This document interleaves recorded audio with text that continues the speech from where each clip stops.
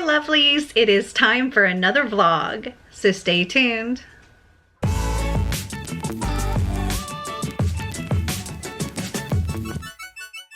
So I have been busy all day trying to get things prepared, and we leave tomorrow. I'm so excited. We are heading out to Sydney, Australia. But yeah, I've been trying to pack and stuff and get myself ready. Yesterday, I was not having a good day with books yesterday. So I tried 3 different books that I DNF'd back to back. I know. So I tried Scarred by Emily McIntyre. This is one of the, what is it called? A Never After novel. It's not necessarily a sequel to Hooked, but it's just another kind of dark retelling, contemporary, I don't know.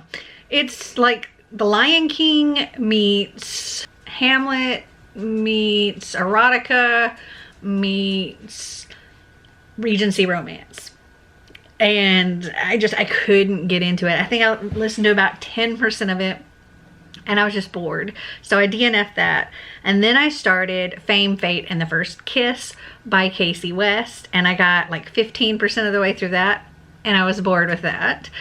And then I started The Voice on the Radio, which is like, I don't know which number in this Janie Johnson series. I think it's like the 3rd or the 4th book. And I was bored. So I DNF'd that one too. Yeah. And then I was like, oh my goodness. I'm going to give one more book a try. And if I didn't like it, it had to have just been me. Because everybody loves this book. And so I was like, I've got it. This has got to be a good one. And so I started Dial A for Aunties by, let's see, who is this by? Jessie Q. Satanto. It is so freaking funny. I don't know if you've ever seen the show on Netflix called Never Have I Ever. But to me, this is like the adult version of Never Have I Ever. Like, or these same characters from that, but like grown up, and the kind of chaos that they find themselves in. I'm loving it so much. We have these Chinese, Indonesian mixed women that are, they're all aunties, and our main character, her mom, she sets her daughter up on a blind date, sort of. She pretends to be her daughter on like an online dating app, and it doesn't go very well, and let's just say the guy ends up dead. And so now she's got to figure out what to do with his body.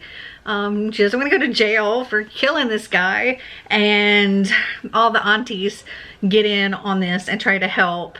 But they also run like a whole wedding business where one is like the hair and makeup, one is the photographer, one does the cake, all of this stuff. And they end up storing him in a cooler, and the wrong cooler gets taken to the wedding. So instead of the cake, they have the body. And it is so funny. Like, yeah, it's supposed to be like this mystery thriller whatever thing, but it is hilarious and I'm loving it. Thank goodness.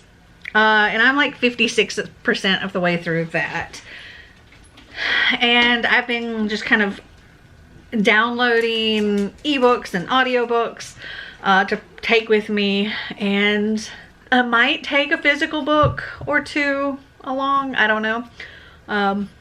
I know that I'm not going to end up spending a lot of time reading, probably, because I'm going to want to be doing stuff.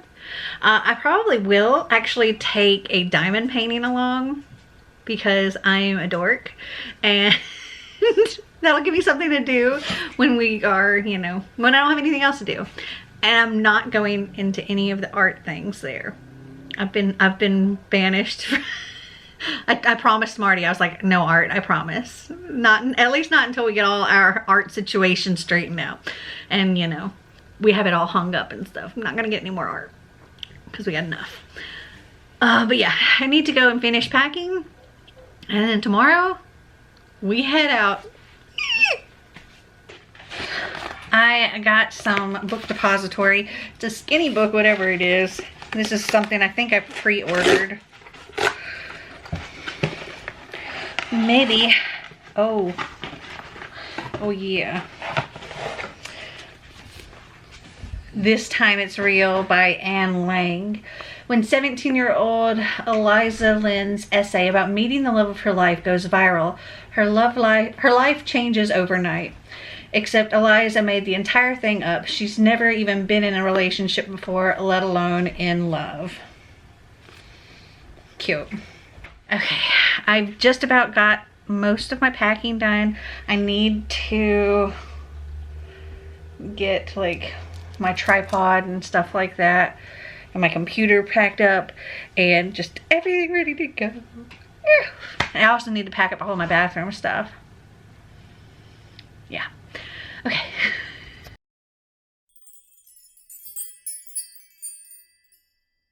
We are at the airport. I'm so excited. It's gonna be a long day and a half of traveling, but I can't wait. Can't wait. So I've loaded up my phone with some audiobooks and some ebooks, and I brought 2 physical books with me. I brought Lock and Key, the graphic novel, and I brought Flawed by Cecilia Ahern. So I even brought diamond paintings because maybe I'll do them while we're on the trip sometime. On the boat maybe. I don't know, we'll see. Right now we're just waiting for the plane to arrive. Everything at this point is on schedule. Fingers crossed it stays that way. Let's go to Australia. Are y'all ready? Are you ready? You're not ready? Why not? We are getting ready to take off for Los Angeles. I think they're already done with traveling. So we have made it all the way to LA, and we are now sitting on the plane waiting to take off to Sydney. I am so excited. Are you guys excited? Are you excited? Not at all. Yes, you are. Yes, you are.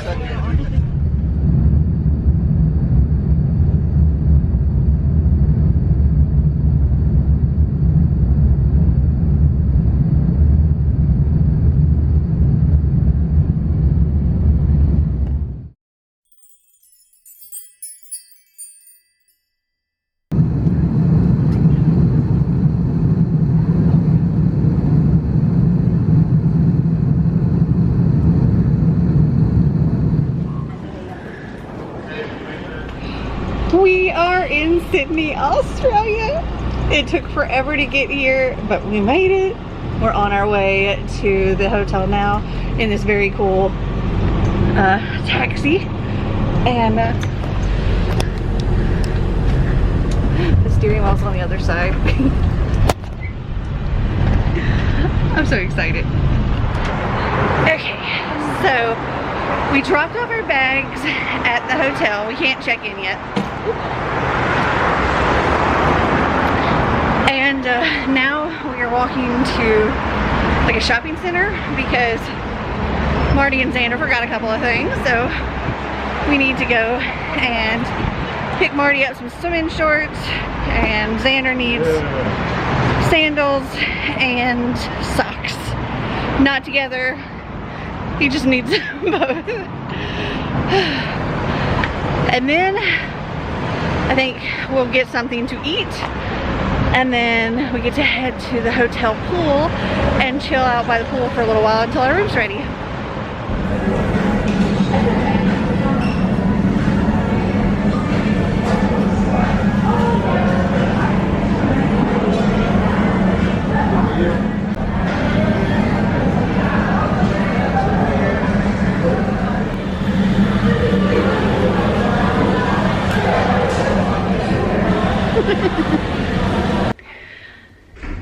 got back to the hotel, our room was actually ready, so we're gonna change in here and go up to the pool. But I wanted to give you a little room tour, so let me turn this around.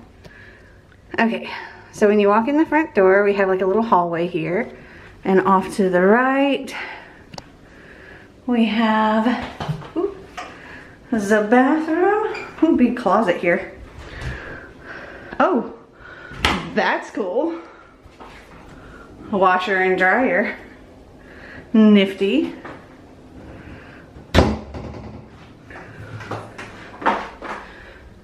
There's our products. Very, very nice. Okay, then we go out of here. And we have a little kitchenette here.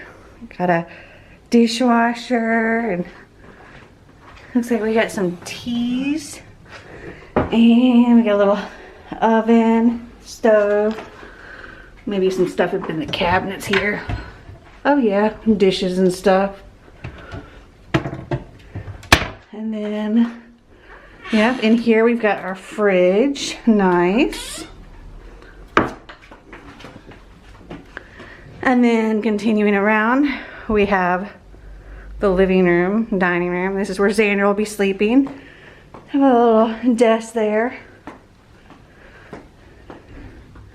We have our own awesome patio. Let's take a little step out here. How cool is this? This is our own little private patio. So awesome. And then there's another door right there, which is hard to see, but that goes into our bedroom.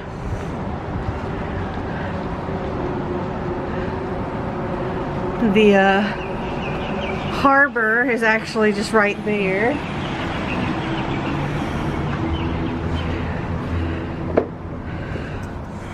Okay, so coming back in here, here is our bedroom. And then we got this nice big closet right here.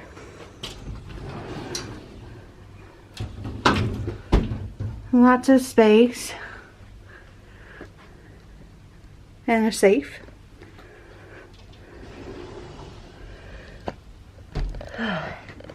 And a very hot, sweaty, nasty me.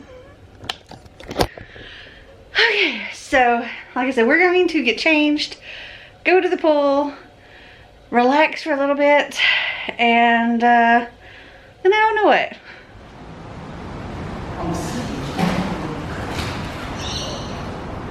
Is it chilly? Yeah. A little bit chilly? Or a lot chilly?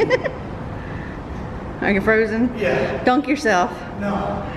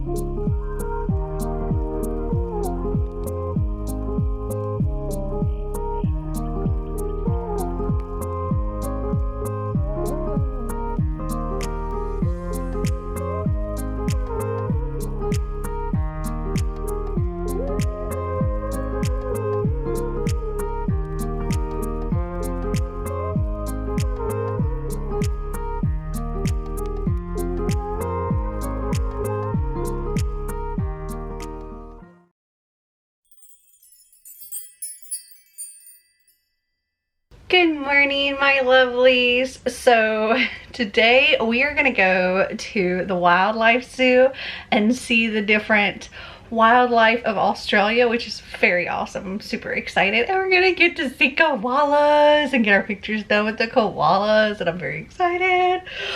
Apparently you can't hug a koala anymore. They stopped that years ago, but I wish I could hug a koala. Okay, so let me turn this around. Here is my outfit of the day. I totally forgot to pack white socks. So I've got black socks on, but it'll be fine. I might pick up some white socks later. But yeah, this is my outfit. So this morning we had leftover pancakes from last night. So we went and I had Thai for dinner, but then we went to this place called Pancakes on the Rock for our dessert because they had some ridiculously awesome pancakes. And we only ate like half of what we got, and then we took it to go. So we had that for breakfast. And yeah, now we're getting ready to go and have some fun and take you along. Tracking to.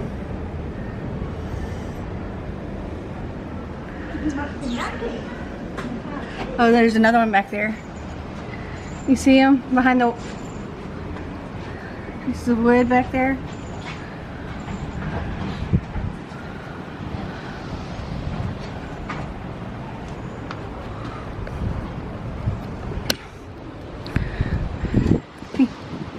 You see him back there? Hey.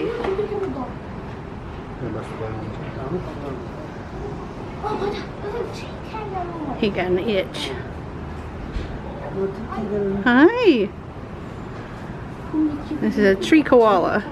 He looks like he's about to jump down. A tree kangaroo, sorry. He looks like he's about to jump down. Welcome to Life Sydney. My name is Emily, and I'm one of the teachers who works with our beautiful tree kangaroo Koalas. Can you guys see me out there? That might say very well. Okay. Look, you got me. So Kofi is a Goodfellows tree kangaroo. He's a 4-year-old boy. If you haven't already worked that out, I'm sure he's being pulled off. Sleepy, wake up. Sleepyhead. Wake up, sleepyhead.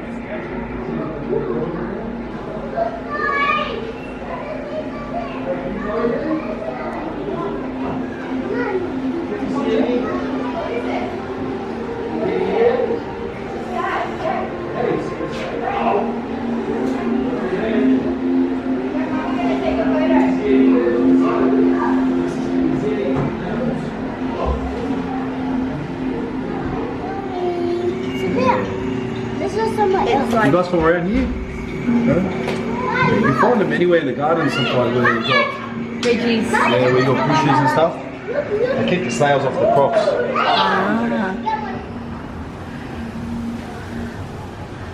This is a Tasmanian devil. Hi. Hi. Hey there, little guy. Hi. Hi.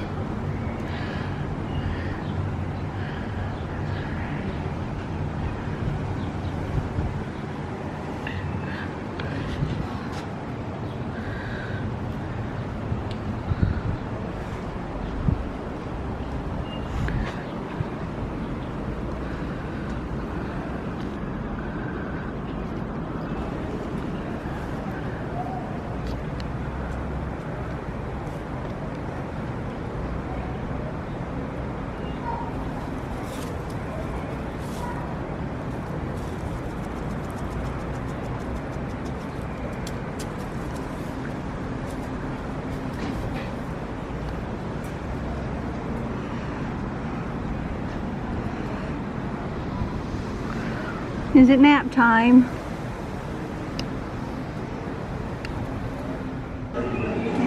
Can I eat it? No, not the kind of cinnamon roll you want. That's a thick boy. That's pretty. Mm-hmm. It's a diamond python. Hi. Yeah, is that awake now?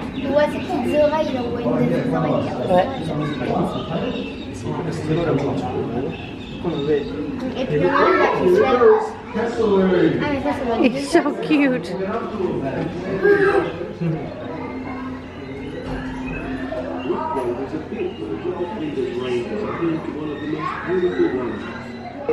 I sleep in here, Simon. This little burrow. I totally understand. So. Yeah. Wombats are way bigger than I thought they would be. There we go.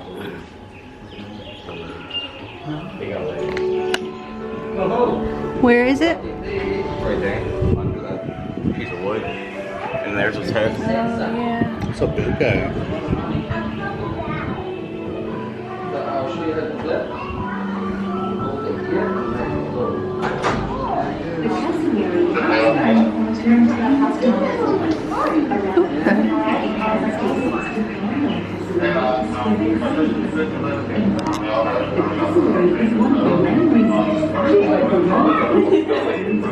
He's like, why is this guy saying run, run?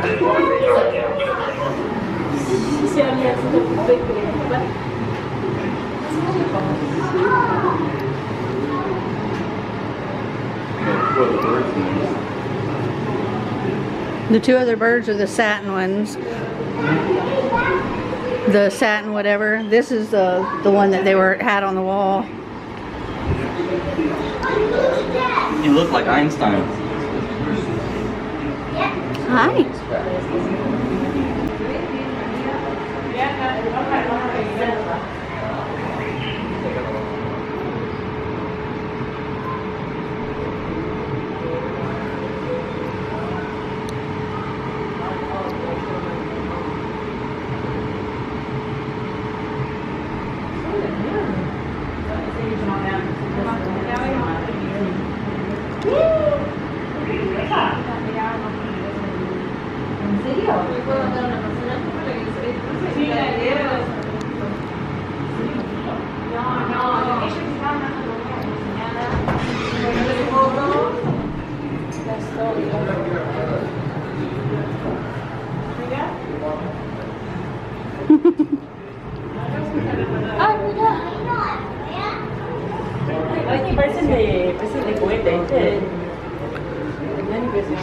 Look at this guy. See these on the wall back here? There's a lot more of those right there. They're just everywhere.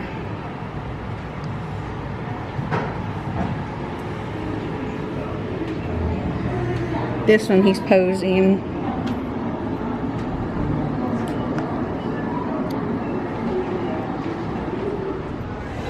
Oh my god. It's kangaroos. Hello. You are so cute. There's some more over there. See you snap time. But oh my gosh, they're so freaking cute. So, as you know, kangaroos are marsupials. You probably know. And what that means is that kangaroos have a very short pregnancy. So, kangaroos' pregnancy is only 30 to 35 days. Imagine if Wow. humans do that. Be pretty good. So, it doesn't last long, but the joy does come out and it's very underdeveloped. So, when the joy comes out, it's not the cutest thing in the world, to be honest. It's probably this big. Oh my gosh. And it has a nose, mouth, shut eyes, 2 stumpy arms, and that's pretty much it.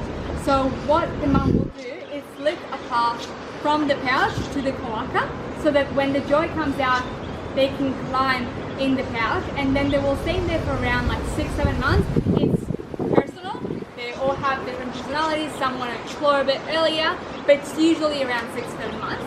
And then that's when you start like seeing like a leg, an arm popping out, your lucky the classic little face hanging out of the pouch, and then they start coming out and then going back in. There's a very interesting study that explains how kangaroos can actually stop their pregnancy. So it's most specifically done on Eastern Greys, so not on these girls, but they talk about how kangaroos, they don't decide to stop their pregnancy, but if something is going on, like there's a bushfire, there's a drought, or there's just not a suitable environment for them to raise their joy, they can literally just pause the pregnancy. So it's a physiological response. It's like when you're stressed, for example, when I'm stressed, I sweat and shake. I don't want to do that, but it just happens. So with them, it's literally the brain sending a signal to the reproductive system and saying, hey, just shut down, can't do it. But it's not, doesn't end it, it just literally pauses it. They can pause it for up to a year, and then a year after, they're like, okay, well, I can have it now. So they just have the joy, and it doesn't affect it at all, and it's quite interesting. It's still like getting studied on and all of it, but it seems like quite a bit of coffee gum is actually used up. Another thing about kangaroos, I don't know if you saw how she walked there, but they can actually walk. So a lot of people think that they hop all the time, but their hopping is just their way of like what would be our way of running.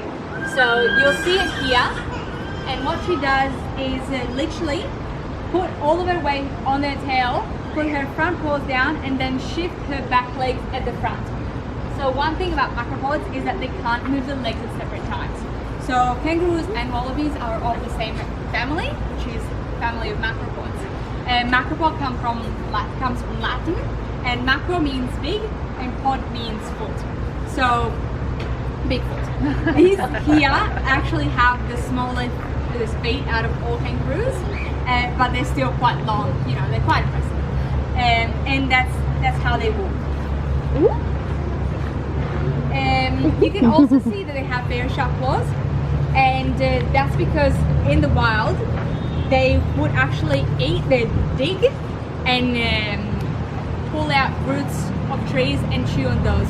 What we give them instead here is sweet potato, which is what I'm giving her now, and I'm trying to like make her a bit work for it. She'll get it in 3 seconds, but rather than just like us hand feeding them, the only time we do hand feed kangaroos is during a training session. So, and the reason why we do it is because we want to reward immediately after they've done the behavior from us on it. So whether it's waiting time, so they jump on the scale, we're like, okay, click and then reward, and that's why we hand feed them instead of putting it on the floor. Otherwise, the only other time to give them food is either directly on the floor, scattered, or through enrichment. So enrichment is something that you would give an animal activity for them to recreate a behavior they would have in the wild. It keeps them active, it keeps them stimulated, it doesn't get bored, it just, you know, they use their brain and they have to use it. And we don't have any out at the moment. The only enrichment we have is this ball. So what we did with this one here is, I'll just like put it there so you guys can see it. I want to lift it up with the lip of putting enrichment out. Is sticking hay in it so that they have to use their hands and paws and claws to get it out. Another one that we often do, and it helps them stretch out. So when they fully get up on their tail, these girls can get up to this height. So it's quite impressive. And so what we do is hang out some food, or we put some ropes that are all braided together, and we stick sweet potato in it so that they have to literally grab it out and pull out their bodies. You might actually be able to see the pouch, because a lot of people think Here comes that another the one. pouch is, I'll show you, gotta be quick. So you'll be able to see, that's what it is, that's the pouch. So it's literally, it looks like a belly button. Behind you. A lot of people think, thank you. A lot of people think that the pouch is a straight line across the body, because that's how it's represented in cartoons. And in cartoons, also males have it. So that's not true. Only females can have a pouch, and it's literally a hole. So it will expand, and it's very stretchy. But when you look at them like this, you can barely see it, and it just looks like a little belly button. When the joy is inside, then they'll like stretch out, and then that's when you can clearly see it. Another thing about kangaroos is that they're crepuscular animals, which means it makes them very active at dawn and dusk. So this is why they're clearly very chilled at the moment, unless there's food that's like, okay, yeah, now I'm getting up, because they always want food. We always want food. Oh. Could we be eating non-stop, or at least personally I would. But they're crepuscular animals, so they're very active early in the morning and late at night. It's pretty interesting because, as I said, they do dig and to like forage for their food, and that's, if you think about it, that's when it's obviously cold in the temperature, but the floor is also more humid, so it's easier for them to dig out roots, and that's when they'll like actually Oh, here comes another one. Oh my goodness. Otherwise, they'll be eating grasses in the haze. Here we give them obviously grasses in a supplemental pellets. Then we give them haze, we give them sweet potato and carrots to Frankie. Frankie prefers sweet potato carrots because she's too special. And they're also, just letting you know, they get spooked very easily. So like just do not like do like any sudden movements, and their wind does, as you can see, they're like, oh my god, they want food, but the wind is like spooking them a little bit. And yesterday we had very loud noises in the harbour. But this one here is Herbie, that one is Julie, and this one is Nutmeg. Then at the back we have Dot, Dusk and Frank. So they all have different names, they all have 8 different ages. So she is the oldest of the mob, and she is 9 years old. And the youngest we have is turning 3 on the 15th of February, which is the day after Valentine's Day. For all the people that didn't know, Valentine's Day is coming up.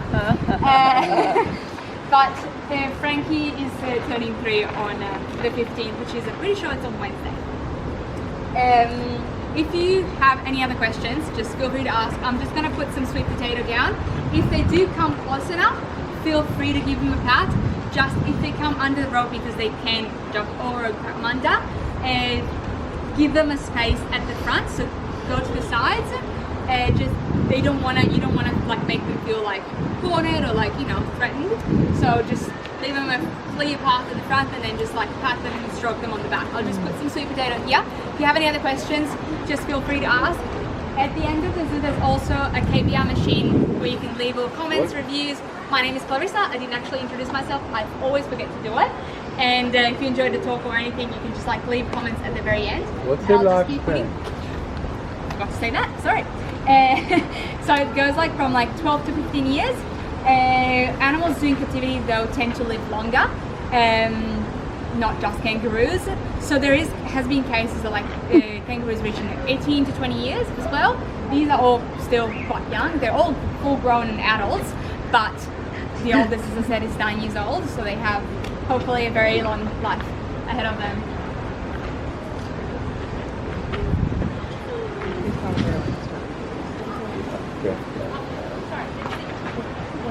They know that the silver bowl is the food bowl.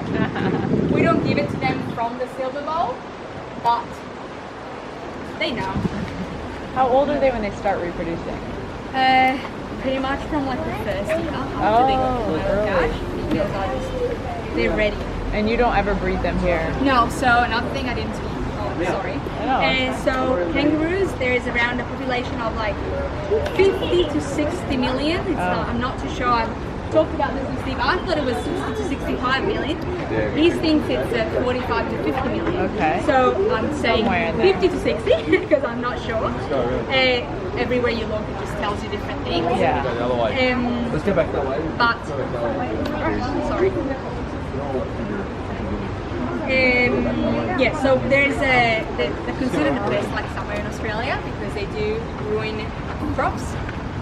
We love them obviously here. We try to protect them as much as we can, but they are, you know, quite invasive and they can ruin crops. So we don't support unethical breeding.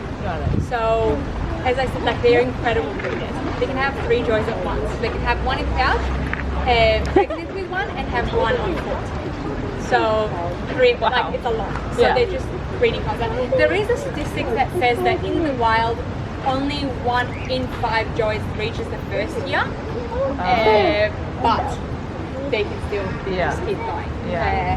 So that's why we don't breed them. Plus, males tend to be a bit more territorial than girls. So it's just easier for us to only have girls. Just makes it easier for guests coming in. We do have a limited space compared to other zoos and other facilities. So it's just what works best for us. And imagine if we had 1 male with 6 females. How many? You know, it'd be amazing to have joys. Like I would, oh my god, I would love it. But you know, it's just it's not sustainable. Is the 1 in 5 because they have predators? Yes, so these kangaroo island kangaroos are actually the smallest species of kangaroo, and the reason is because they didn't have to grow. So on Kangaroo Island, there is no predators for them, so they didn't have to grow. They didn't have to do. That's also why they're pretty much the most placid species. They're very calm. They're just like very chill. They're very good with people, and like unless someone like will scream or like just run after them very quickly, they're pretty good. It also helps us with training sessions. So having strangers like touching them and just like being around them helps us, because obviously when the vet comes in, they don't know the vet. They see us every day, but they don't know another person. So we want them to be able to interact with strangers. So having people touching them and like handling them actually helps us sometimes. Some girls are more social than others. Dot and Daska, ones at the back there, are the most sociable, and I think it's because they were hand raised rather than these ones. They were obviously always in contact with people, but they were raised by their mother and in captivity. But yeah, I'll just go. They finished it already. Oh, you moved the wrong bucket.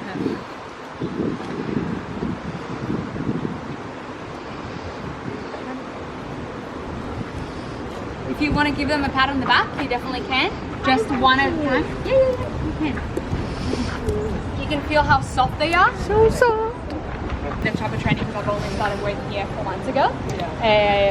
But yeah, Dot is quite good. You can just put your hand in the pouch and she just lets you do everything.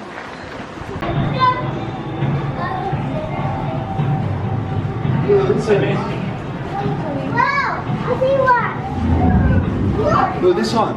Look at this one.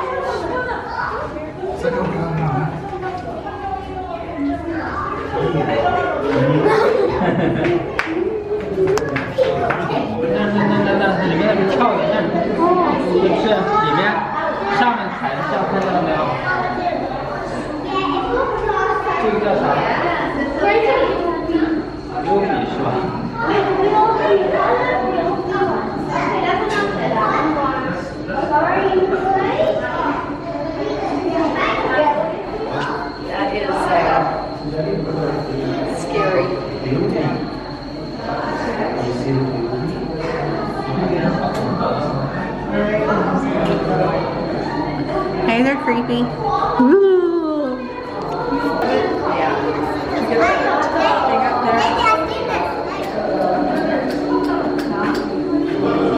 So we're gonna eat some watermelon.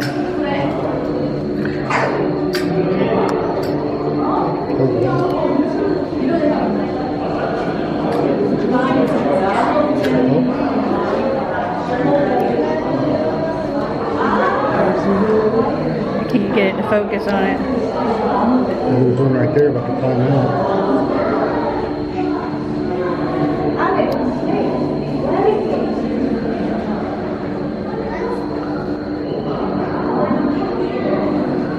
They're so cute.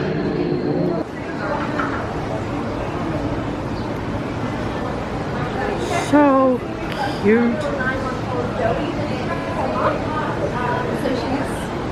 Oh, her little friends actually over this side. So you guys come around here. I see a little foot. Her little face just up there. Oh, hello, baby. Oh. She's very sweet. Hi, Kira. Hi, pretty girl. Got an itch. Hi.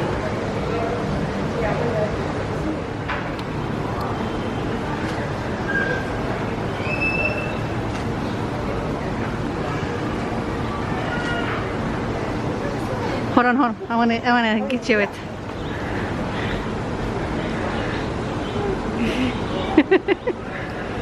He's so cute.